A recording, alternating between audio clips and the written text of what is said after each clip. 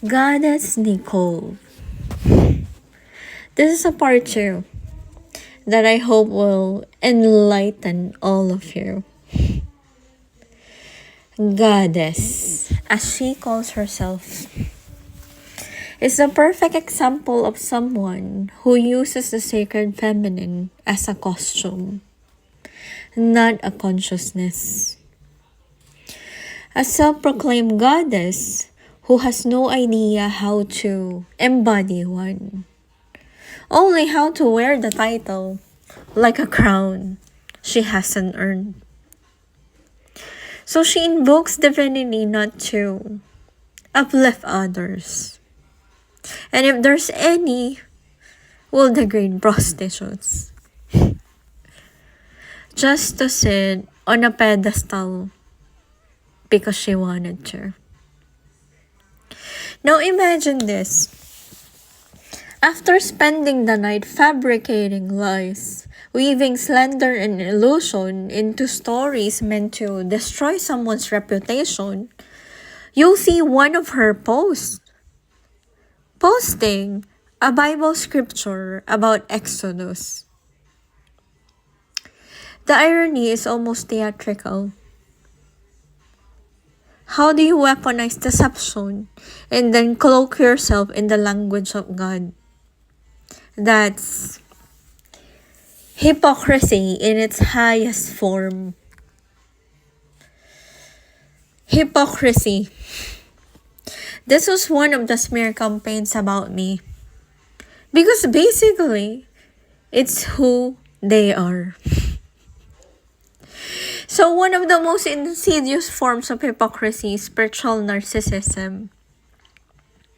These are the ones who post scriptures, talk about enlightenment, shadow work, karma, and divine justice, yet use that same language to justify cruelty. They claim divine authority, like goddess, but move in gossip, manipulation, and judgment.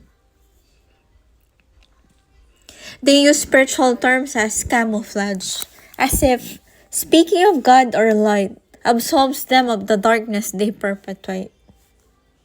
That is why it feels so confusing to their audience that they sound wise, but the energy behind their words feels predatory. The hypocrisy of the narcissist is rooted in their emptiness. They need the illusion of goodness because they cannot tolerate the truth of their own fragmentation. So social media gives them constant mirrors. So the likes, comments, followers to feed that false identity. But they always exposes themselves. What they do not understand is for discerning individuals, what they hide in themselves oozes in their readings. So let us recall what she said just last night.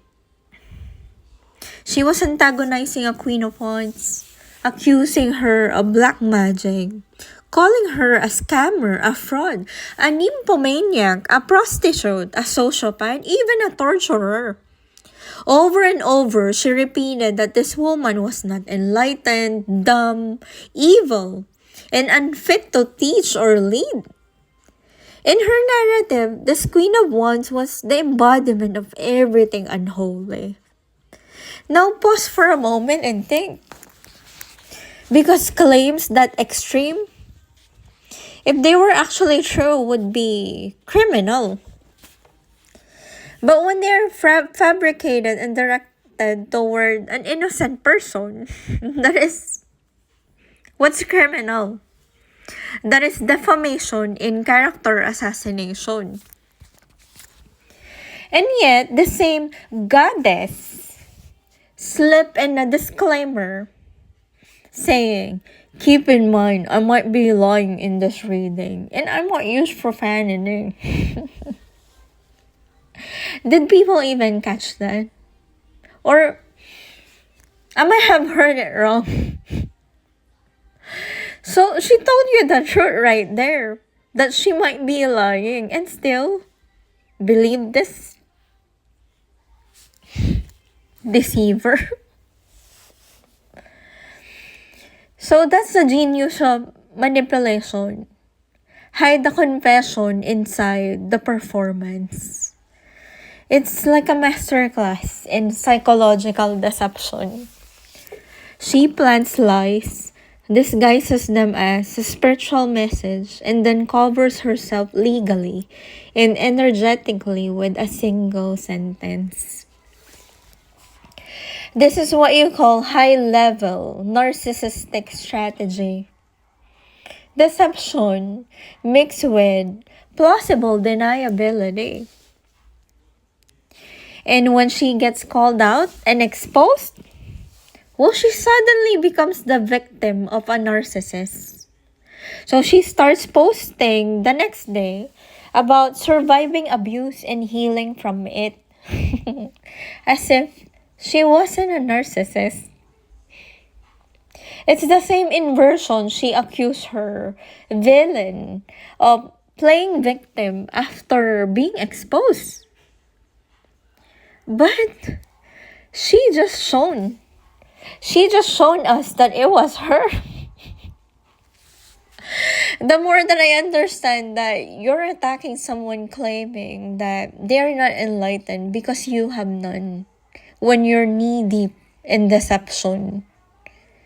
Trying to project up what you are, but wanting that enlightenment you don't have. Jealousy is all you have.